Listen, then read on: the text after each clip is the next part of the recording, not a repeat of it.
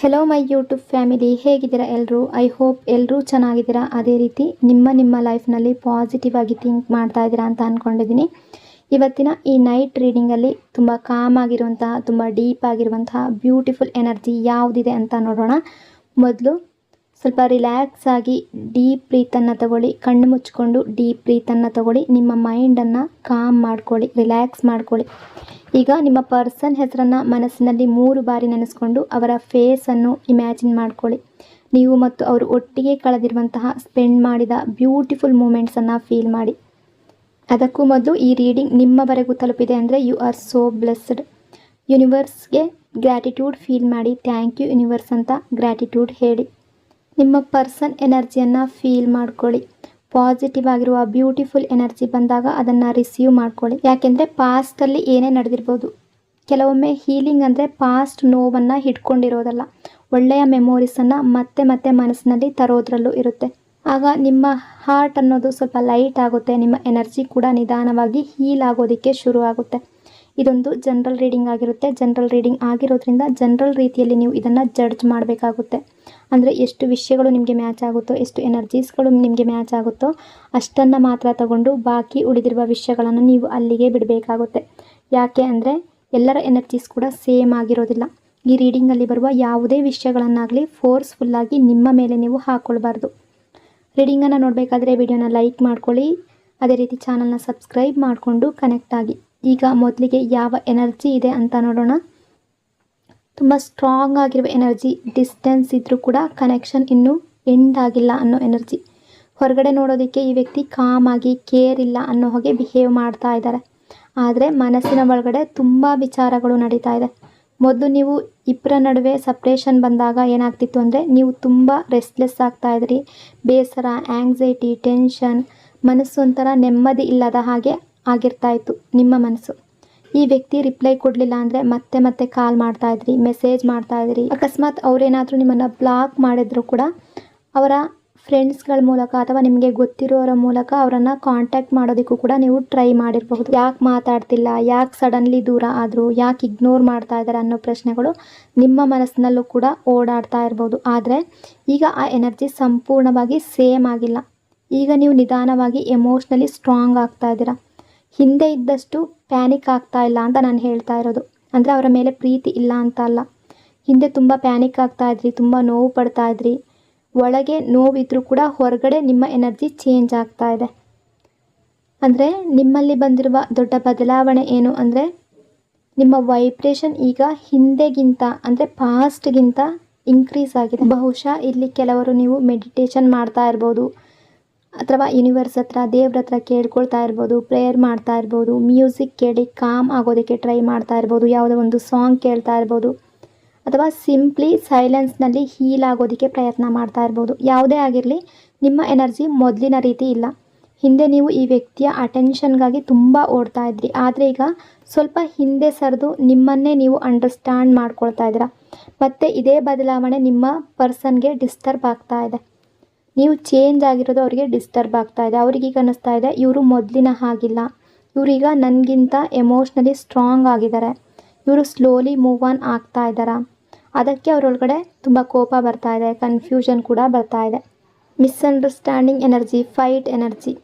ಅಂದರೆ ಹಳೆಯ ಜಗಳ ಇನ್ನೂ ಅವರ ಮನಸ್ಸಿನಲ್ಲಿ ಹಾಗೆ ಓಡಾಡ್ತಾ ಇದೆ. ನಿಮ್ಮಿಬ್ಬರ ನಡುವೆ ನಡೆದ ಫೈಟ್ ಆಗಿರ್ಬೋದು, ಅಥವಾ ರೂಡಾಗಿ ಮಾತಾಡಿರುವ ವರ್ಡ್ಸ್ಗಳಾಗಿರ್ಬೋದು, ಅಥವಾ ಈಗೋ ಕ್ಲಾಶ್ ಆಗಿರ್ಬೋದು, ಅದು ಇನ್ನೂ ಅವರ ಮೈಂಡ್ನಲ್ಲಿ ಟೇಪ್ ರೆಕಾರ್ಡರ್ ಥರ ರಿಪೀಟ್ ಆಗ್ತಾನೇ ಇದೆ. ನೀವು ಕೋಪದಲ್ಲಿ ಹೇಳಿದ ಕೆಲವು ಮಾತುಗಳಿರ್ಬೋದು, ಅಥವಾ ಅವ್ರು ಹೇಳಿದ ವರ್ಡ್ಸ್ಗಳಾಗಿರ್ಬೋದು, ಇವತ್ತಿಗೂ ಅವರ ಮನಸ್ಸಿನಲ್ಲಿ ಹಾಗೆ ಓಡಾಡ್ತಾ ಇದೆ. ಕೆಲವೊಮ್ಮೆ ಅವರಿಗೆ ಸ್ವಲ್ಪ ಕಹಿ ಘಟನೆಗಳು ಕೂಡ ನೆನಪಾಗ್ತಾ ಇದೆ. ಅವ್ರು ಯಾಕೆ ಆ ರೀತಿ ಹೇಳಿದ್ರು, ಅವ್ರು ನಿಜವಾಗ್ಲೂ ನನಗೆ ಅಷ್ಟು ಹರ್ಟ್ ಮಾಡಿದ್ರಾ ಅನ್ನೋ ರೀತಿ ಕೂಡ ಫೀಲ್ ಮಾಡ್ತಾ ಇದ್ದಾರೆ. ಅಂದರೆ ಸಣ್ಣ ಪುಟ್ಟ ನಿಮ್ಮ ಮಾತುಗಳಿಂದ ಅವರು ಹರ್ಟ್ ಆಗಿರ್ಬೋದು, ಅದರ ಬಗ್ಗೆ ಥಿಂಕ್ ಮಾಡ್ತಾ ಇದ್ದಾರೆ.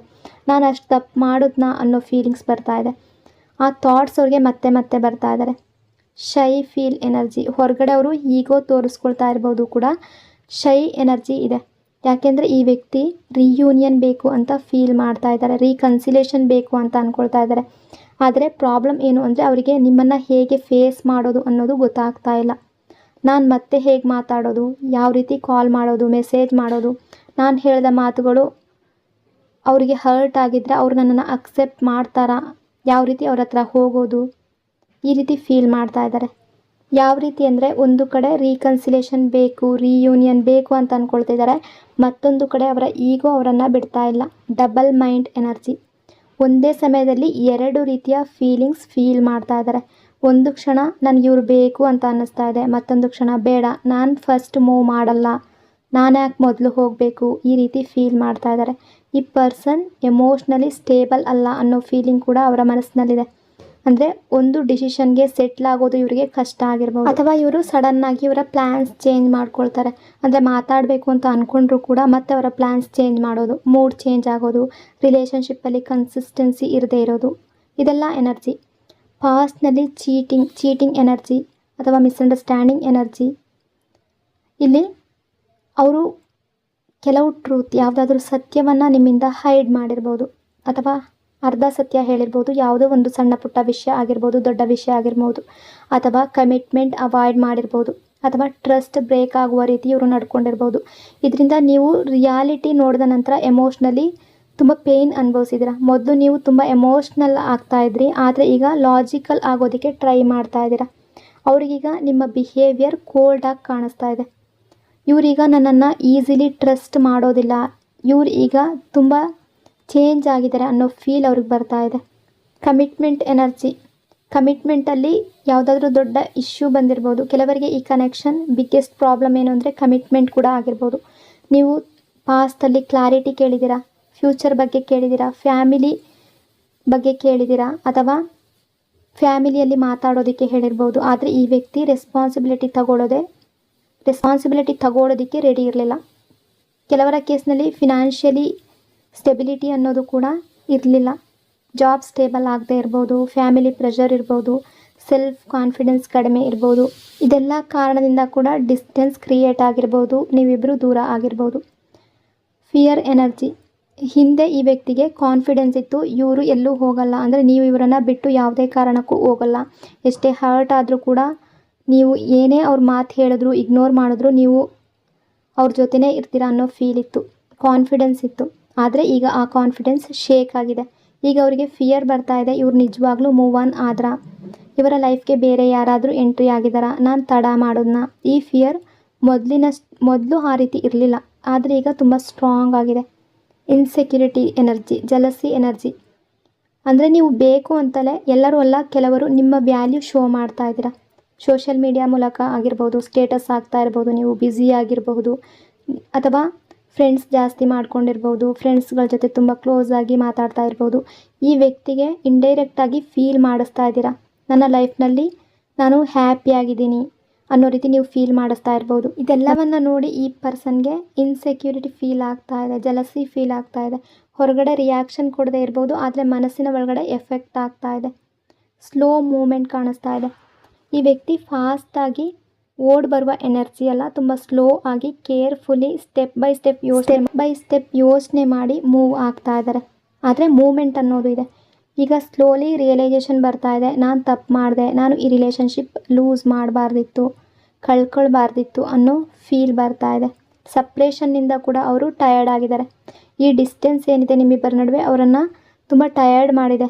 Mental stress, sleep issues, focus ಕಡಿಮೆ ಆಗೋದು, ಅಥವಾ ಲೋನ್ಲಿನೆಸ್ ಫೀಲ್ ಮಾಡ್ತಾ ಇದ್ದಾರೆ. ಹೊರಗಡೆ ನಾರ್ಮಲ್ ಆಗಿ ಕಾಣಿಸಿದ್ರು ಕೂಡ, ಅಥವಾ ಸೈಲೆಂಟಾಗಿ ಕಾಣಿಸಿದ್ರು ಕೂಡ, ಅಥವಾ ನಗ್ತಾ ಇರ್ಬೋದು, ಫ್ರೆಂಡ್ಸ್ಗಳ ಜೊತೆ ಇರ್ಬೋದು, ಬಟ್ ಟಯರ್ಡ್ ಆಗಿದ್ದಾರೆ. ಕೆಲವರು ಸೇಮ್ ವರ್ಕ್ ಪ್ಲೇಸ್ನಲ್ಲಿ ಇದ್ದರೆ ಈ ಚೇಂಜ್ ನೋಟಿಸ್ ಮಾಡಿರಬಹುದು. ಅಂದರೆ ನೀವು ಒಂದೇ ಕಡೆ ಕೆಲಸ ಮಾಡೋರು, ಅಥವಾ ಒಂದೇ ಸಿಟಿಯಲ್ಲಿರುವವರು ಆಗಿದ್ದರೆ, ಅಥವಾ ನೀವು ಒಂದೇ ಕಡೆ ಇರುವ ವ್ಯಕ್ತಿಗಳು ಆಗಿದ್ದರೆ ನೀವು ಇವರ ಚೇಂಜನ್ನು ನೋಟಿಸ್ ಮಾಡಿರ್ಬೋದು. ಅಂದರೆ ಮೊದಲು ತುಂಬ ಈಗೋ ತೋರಿಸ್ತಾ ಇದ್ದ ವ್ಯಕ್ತಿ ಈಗ ಕಡಿಮೆ ಆಗಿರಬಹುದು. ನೀವು ಇಲ್ಲದೆ ಲೈಫ್ ಕಂಪ್ಲೀಟ್ ಆಗ್ತಾ ಇಲ್ಲ ಅನ್ನೋ ಫೀಲಿಂಗ್ ಕೂಡ ಇದೆ. ಈ ವ್ಯಕ್ತಿ ಮನಸ್ಸಿನ ಒಳಗಡೆ ತುಂಬ ಸ್ಟ್ರಾಂಗ್ ಆಗಿ ಫೀಲ್ ಮಾಡ್ತಾ ಇದ್ದಾರೆ. ನೀವು ಅವರ ಲೈಫ್ನಲ್ಲಿ ಇಂಪಾರ್ಟೆಂಟ್ ಪರ್ಸನ್. ನಿಮ್ಮ ಜೊತೆ ಫ್ಯೂಚರ್ ಇಮ್ಯಾಜಿನ್ ಮಾಡಿದ್ರು, ಡ್ರೀಮ್ಸ್ ಕಟ್ಕೊಂಡಿದ್ರು, ಒಟ್ಟಿಗೆ ಲೈಫ್ ಪ್ಲ್ಯಾನ್ ಮಾಡಿರ್ಬೋದು ನೀವಿಬ್ಬರು. ಆ ಡ್ರೀಮ್ಸ್ ಈಗ ಮತ್ತೆ ನೆನಪಾಗ್ತಾ ಇದೆ. ಈಗ ಅವರು ನಿಮ್ಮ ವ್ಯಾಲ್ಯೂ ಅರ್ಥ ಮಾಡ್ಕೊಳ್ತಾ ಇದ್ದಾರೆ, ನಿಮ್ಮ ಬಗ್ಗೆ ಥಿಂಕ್ ಮಾಡ್ತಾ ಇದ್ದಾರೆ. ಅವ್ರಿಗೀಗ ಅನ್ನಿಸ್ತಾ ಇದೆ ಇವರು ಸ್ಪೆಷಲ್ ಪರ್ಸನ್, ಇವರನ್ನು ಮತ್ತೆ ಇಂಪ್ರೆಸ್ ಮಾಡೋದಕ್ಕೆ ನಾನು ಚೇಂಜ್ ಆಗಬೇಕು. ಮೊದಲು ಕೇರ್ಲೆಸ್ ಆಗಿದ್ದವರು ಈಗ ನಿಮ್ಮ ಟ್ರಸ್ಟ್ ಮತ್ತೆ ಅರ್ನ್ ಮಾಡೋದಕ್ಕೆ ಎಫರ್ಟ್ ಬೇಕು ಅನ್ನೋದನ್ನು ಅಂಡರ್ಸ್ಟ್ಯಾಂಡ್ ಮಾಡ್ಕೊಂಡಿದ್ದಾರೆ. ಈಗೋ ಬ್ಲಾಕ್ ಆಗಿರುವ ಎನರ್ಜಿ, ಅಂದರೆ ಇಬ್ಬರಲ್ಲೂ ಈಗೋ ಇದೆ. ನೀವು ಕೂಡ ನಾನು ಯಾಕೆ ಫಸ್ಟ್ ಮಾತಾಡಬೇಕು ಅಂತ ನಿಮಗೂ ಕೂಡ ಅನಿಸಿರ್ಬೋದು ಕೆಲವೊಂದು ವೇಳೆ. ಅವರಿಗೂ ನಾನು ಯಾಕೆ ಮೊದಲು ತಲೆ ಬಾಗಬೇಕು ಅಂತ ಅವ್ರಿಗೂ ಕೂಡ ಅನಿಸಿರ್ಬೋದು. ಆದರೆ ಈ ಸಪ್ರೇಷನ್ ಒಂದು ಲೆಸನ್ನಾಗಿ ಕೆಲಸ ಮಾಡ್ತಾ ಇದೆ. ಫ್ಯೂಚರ್ ಎನರ್ಜಿಯಲ್ಲಿ ಈ ಪರ್ಸನ್ ಈಗ ಸ್ಲೋಲಿ ಮೆಚ್ಯೂರ್ ಆಗ್ತಾ ಇದ್ದಾರೆ. ಮೊದಲು ಸೆಲ್ಫ್ ಬಗ್ಗೆ ಮಾತ್ರ ಥಿಂಕ್ ಮಾಡ್ತಾಯಿದ್ರು, ಅವರ ಬಗ್ಗೆ ಮಾತ್ರ ಅವ್ರು ಯೋಚನೆ ಮಾಡ್ತಾಯಿದ್ರು, ಕಂಟ್ರೋಲ್ ಮಾಡೋದಕ್ಕೆ ಟ್ರೈ ಮಾಡಿರ್ಬೋದು ರಿಲೇಷನ್ಶಿಪ್ಪನ್ನು. ಈಗ ರಿಲೇಷನ್ಶಿಪ್ ವ್ಯಾಲ್ಯೂ ಅರ್ಥ ಮಾಡ್ಕೊಳ್ಳೋದಕ್ಕೆ ಶುರು ಮಾಡ್ತಾ ಇದ್ದಾರೆ. ಕಮಿಟ್ಮೆಂಟ್ ಬಗ್ಗೆ ಸೀರಿಯಸ್ ಆಗುವ ಚಾನ್ಸಸ್ ಕಾಣ್ತಾ ಇದೆ. ಮೊದಲು ಎಮೋಷ್ನಲಿ ಪ್ರಿಪೇರ್ ಆಗ್ತಾ ಇದ್ದಾರೆ. ನಿಮಗೆ ಯಾವ ಗೈಡೆನ್ಸ್ ಇದೆ ಅಂದರೆ, ರಿವೆಂಜ್ ಎನರ್ಜಿಯಲ್ಲಿ ಇರಬೇಡಿ. ಅವ್ರು ನನಗೆ ಹರ್ಟ್ ಮಾಡಿದ್ರು, ಈಗ ನಾನು ಕೂಡ ಹರ್ಟ್ ಮಾಡಬೇಕು ಅನ್ನೋ ಆ ರೀತಿಯ ಮನಸ್ಥಿತಿಯಲ್ಲಿ ಇರಬೇಡಿ. ಆ ರೀತಿಯ ಮನಸ್ಥಿತಿಯಲ್ಲಿ ಸಿಕ್ಕಾಕೋಬೇಡಿ. ಯಾಕೆಂದರೆ ಪ್ಯಾಟ್ರನ್ ರಿಪೀಟ್ ಆಗ್ತಾ ಇರುತ್ತೆ. ಫರ್ಗಿವ್ ಮಾಡಿ, ನೆಗೆಟಿವ್ ಥಾಟನ್ನು ರಿಲೀಸ್ ಮಾಡಿ, ಓವರ್ ಥಿಂಕಿಂಗನ್ನು ರಿಲೀಸ್ ಮಾಡಿ. ನಿಮ್ಮ ಲೈಫ್ನಲ್ಲಿ ಸರಿಯಾದ ಲವ್ ನಿಮಗೆ ನಿಮ್ಮ ಡೆಸ್ಟಿನಿಯಲ್ಲಿ ಇದ್ದರೆ ಅದು ನಿಮಗೆ ಸಿಕ್ಕೇ ಸಿಗುತ್ತೆ. ಸೊ ಈ ರೀಡಿಂಗ್ ನಿಮಗೆ ಇಷ್ಟ ಆಗಿದೆ ಅಂತ ಅಂದ್ಕೊಂಡಿದ್ದೀನಿ. ಇಷ್ಟ ಆಗಿದ್ದರೆ ಕಮೆಂಟ್ನಲ್ಲಿ ಪಾಸಿಟಿವ್ ಆಗಿ ಕಮೆಂಟ್ ಮಾಡಿ. ನಿಮ್ಮ ಲೈಫ್ನ ವಿಶಸ್, ಪಾಸಿಟಿವ್ ಆಗಿರುವ ವಿಶಸ್, ನಿಮ್ಮ ಹೋಪ್ಸ್, ನಿಮ್ಮ ಡ್ರೀಮ್ಸ್ ಒಂದೊಂದಾಗಿ ನಿಮ್ಮ ರಿಯಾಲಿಟಿಗೆ ಬರಲಿ ಅಂತ ಬ್ಲೆಸ್ ಮಾಡ್ತಾ, ನಿಮ್ಮ ಲೈಫ್ಗೆ ಪೀಸ್ ಅನ್ನೋದು, ಸಂತೋಷ ಅನ್ನೋದು, ಹ್ಯಾಪಿನೆಸ್ ಅನ್ನೋದು, ಜೆನ್ಯೂನ್ ಲವ್ ಅನ್ನೋದು ಬರಲಿ ಅಂತ ಬ್ಲೆಸ್ ಮಾಡ್ತಾ ಇನ್ನೊಂದು ರೀಡಿಂಗಲ್ಲಿ ಮತ್ತೆ ಸಿಗ್ತೀನಿ. ಅಲ್ಲಿವರೆಗೂ ನಿಮ್ಮ ಈ ಪ್ರೀತಿ, ಸಪೋರ್ಟ್ ಸದಾ ಹೀಗೆ ಇರಲಿ. Lots and lots of love. Take care. God bless you all.